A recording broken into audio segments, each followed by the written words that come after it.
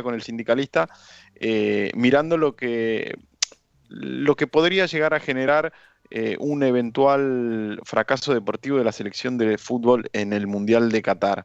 Me interesaba hablar con un sociólogo y por eso lo tenemos en línea y le agradecemos por su tiempo a Nahuel Sosa. Él es sociólogo y abogado y docente de la Universidad de Buenos Aires. ¿Qué tal, Nahuel? Bienvenido a 14 bis, gracias por tu tiempo. ¿Qué tal? Gracias por la invitación. ¿Qué tal, Nahuel? A ver, yo tengo un pasado de haber trabajado en redacciones en deportes y ya hace un tiempo trabajo en redacciones también, pero más en temas políticos. Siempre en la época de mundiales, cada 4 años, se habla de el impacto de un resultado deportivo, cómo puede interferir en el curso político y económico de un país. Yo sé que hay sociólogos que lo vinculan y hay otra corriente de sociólogos que dicen que no tiene nada que ver. Me interesaba saber tu opinión. Bueno, sí, yo creo que evidentemente el deporte forma parte de nuestra vida social y que una de las cuestiones que hace el Mundial cada 4 años, yo diría que hay 3 elementos, por lo menos en clave sociológica, que son importantes tener en cuenta que el Mundial de forma muy nítida los pone en juego. El primero es la idea de memoria colectiva, es decir, cada vez que hay un mundial, indefectiblemente una sociedad futbolera como la nuestra vuelve a recuperar cierta memoria colectiva, es decir, el qué pasó con el Diego en el 86, el me cortaron las piernas del 1994, dónde estuvo cada uno en los mundiales anteriores, pero hay un ejercicio colectivo de apelar a la memoria, ¿no? Y eso no es menor, porque no hay muchos eventos que en una sociedad logren que por lo menos gran parte de su población en un mismo momento esté apelando a una misma memoria colectiva. Después me parece que hay un segundo punto, que es la idea de identidad, o sea, el Mundial suele reforzar las identidades nacionales, aparecen fuertes los símbolos, la patria, el himno, los colores de la bandera, es toda una cantidad de símbolos que hace a una nación, que hay momentos que esos símbolos pueden estar con menor intensidad y otros con mayor intensidad, sin dudas en los mundiales aparecen con mayor intensidad. Y creo que hay un tercer punto que es la idea de comunidad, es decir, el mundial refuerza el lazo social, porque por lo general la mayoría de las personas lo ven en grupo, por lo general te juntás con tus amigos, amigas, con tu familia, aparecen las conversaciones del café, es decir, empieza a haber un estado de deliberar, por decirlo de alguna manera, en términos deportivos, pero en esa deliberación en términos deportivos hay una práctica social que es recuperar la conversación con el otro, con los otros. Bien. Y, a ver, me sucedió el martes, ¿no? El partido fue a las 7 de la mañana, mucha gente fue a trabajar después del partido. Ir en el transporte público, me tocó viajar en tren, colectivo o en el subte, y la gente desanimada, con una pesadumbre pocas veces vista. Digo yo, eso se puede profundizar y potenciar, y puede potenciar de alguna manera el desánimo que ya hay por no llegar a fin de mes, por el aumento de las cosas. Digo, ¿es trasladable ese desánimo al humor social que hay ya por la situación económica? Sí, no de forma mecánica, pero sí condiciona. Y condiciona también en el sentido, a ver, yo no soy de la idea de que el Mundial vaya a tapar los problemas económicos o políticos que tiene una sociedad. Sí, lo que creo es que de alguna manera lo pone en cierto suspenso, en cierto stand-by, en cierto paréntesis, porque la prioridad para ser el evento deportivo, pero eso es como un arma de doble filo, porque si bien por un lado eso puede ponerse en stand-by, puede ser la prioridad del evento deportivo, como bien decías vos, si el evento deportivo luego no se obtienen los resultados que se querían, realmente puede haber después es impactar en el humor social. Hay algo que en el campo más bien de la psicología se llama la capacidad de subliminar, que es cómo vos reorientás tus emociones. O sea, el mundial implica una emoción, implica apelar a pasiones. Entonces, capaz emociones de las diversas, ¿no? Hay emociones negativas y emociones positivas. Una emoción negativa puede ser la bronca y una emoción positiva puede ser la esperanza, ¿no?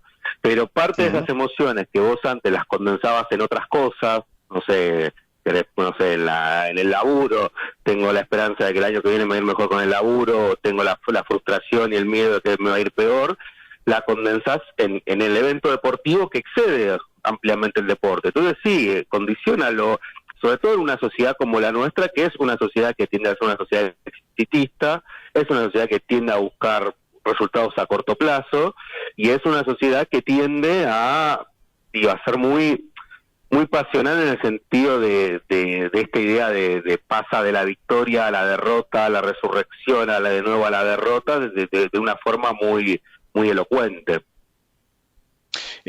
A ver, y esto también tiene que ver con algunas intervenciones tuyas que había visto, Uh-huh. sobre todo después de lo que fue el intento de asesinato a Cristina Kirchner, ¿no? Donde Sí. si uno lo mira, si uno lo mira de manera retrospectiva, fue gravísimo, es un atentado no solamente contra la vicepresidenta, sino contra la democracia. Y uno dice, bueno, estas cosas en la Argentina uno creía que no podían suceder. Y me interesa vos que desde la sociología que me cuentes qué pasó para que estas cosas ahora sí sean posibles, ¿no? Bueno, me Porque parece que lo que pasó es que se empezó a erosionar. Sí, a ver, seguí vos. No, a ver, yendo más ahora poniendo el foco en eso y no tanto en la parte deportiva, a ver, lo que pasó desde mi punto de vista es que se perdieron ciertos consensos democráticos.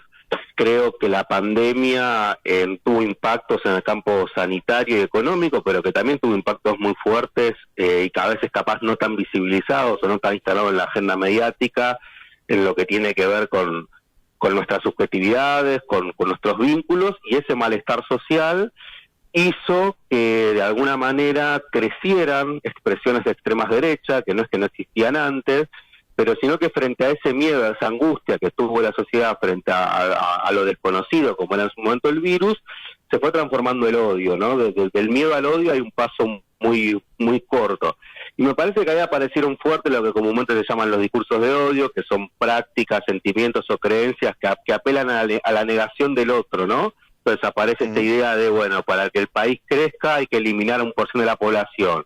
Y son discursos que justifican, deshumanizan a las personas o a los grupos de personas, y con esa deshumanización luego justifican las distintas violencias. Pero no es un fenómeno solo que pasa en Argentina, o sea, de hecho hace poco yo hacía un estudio de lo que está pasando con las extremas derechas en Europa, y la nueva camada de extremas derechas, o sea, muchas de las extremas derechas en Europa querían participar en elecciones, pero no las dejaban porque no sé, porque eran xenófobas, porque en sus plataformas políticas hacían apología a prácticas negacionistas, pero había un partido, había un líder, o sea, querían participar del juego democrático. Ahora las nuevas camadas de extrema derecha se conforman más bien por estructuras de células que hacen algún tipo de acción heroica entre comillas, ¿no? Pero tipo ir a prender fuego al linchera, ir a prender fuego el supermercado del inmigrante, y ya no hay tanto ese ya de ir al juego democrático, ¿no? Más bien es a hacer una acción que luego se viralice, una acción directa, y eso es peligroso. Y nosotros acá estamos viendo como el capítulo criollo de eso, que yo creo que el capítulo criollo nuestro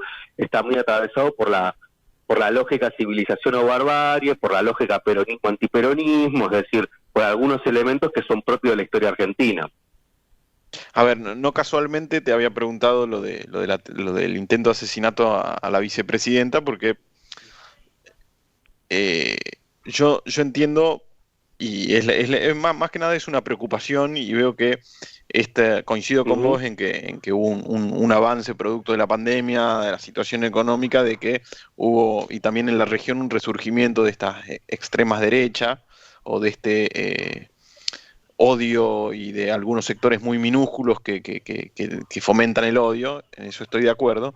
Y digo yo, ¿cómo puede involucrarse, estos sectores que son minúsculos, si es que pueden llegar a aprovechar este contexto de una eventual frustración de la población por no darse un resultado deportivo esperado, si es que ellos, este minúsculo sector, repito, que fomente el odio, puede encontrar terreno fértil en esa frustración y en esa desazón por un fracaso deportivo, para volver a actuar, para volver a reaccionar. No digo para volver a atacar a una vicepresidenta, pero sí para una manifestación de odio, sí para una manifestación contra el gobierno, sí para tratar de vincular ese episodio deportivo con la crisis actual.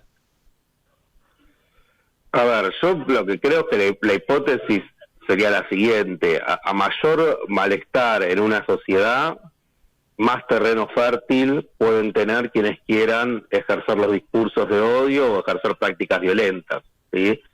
Entonces, ese malestar social se puede dar por una serie de acontecimientos, digo, económicos, deportivos, políticos, pero sí creo que está claro que una sociedad irascible, una sociedad en la cual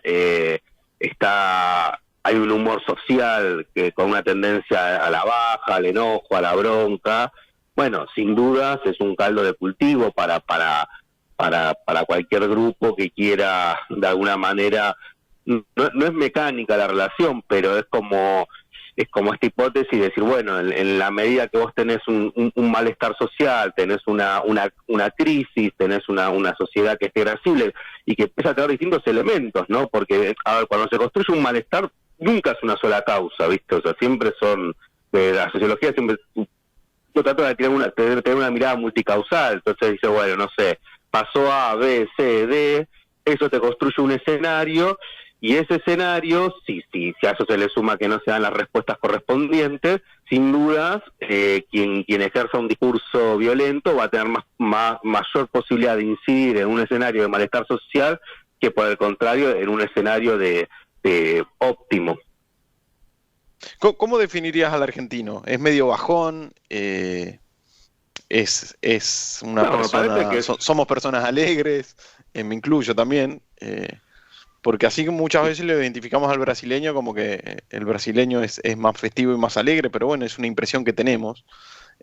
Ustedes de la sociología, que por ahí que trabajan en sus trabajos de campo, ¿cómo nos definirían a nosotros, no?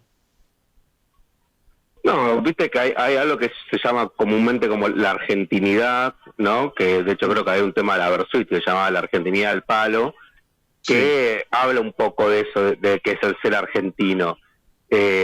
Obviamente que siempre es importante no caer en estereotipos, pero en líneas generales uno sí puede decir que esta es una sociedad muy pasional, que la argentinidad también es una sociedad muy movilizada, y no digo movilizada solamente en el sentido de una marcha, ¿no? Digo de una sociedad que reacciona frente a determinadas cuestiones. De hecho es una de las sociedades más politizadas de América Latina.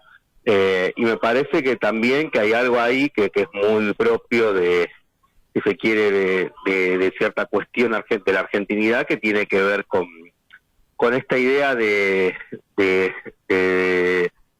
pasar de la frustración a la esperanza en poco tiempo, ¿no? O sea, esta idea de lo heroico, es el Diego Maradona, por decir una manera, me cortaron las piernas a meter el gol con los ingleses, ¿no? Son esas dos caras, esa cuestión binaria que hace que en una sociedad que es muy pasional, que esta no es una sociedad fría, por el contrario, y que el deporte es una sociedad, como te decía al principio, muy futbolera. Tampoco todas las sociedades de América Latina son tan futboleras como la Argentina. Bueno, eso condensa una cantidad de climas. Bueno, ojalá que mañana tengamos una buena tarde. Sí. Una buena tarde los argentinos, Nahuel. Ojalá que ganemos por todos los motivos expresados. Muchas gracias por tu tiempo y interesante este intercambio que tuvimos. Que tengas un buen día y gracias por pasar por 14 bis. Buen fin de semana. Nahuel Sosa, sociólogo, docente de la UBA, pasó acá por 14 bis. Ya estamos encima de las 10 de la mañana. Antes de despedir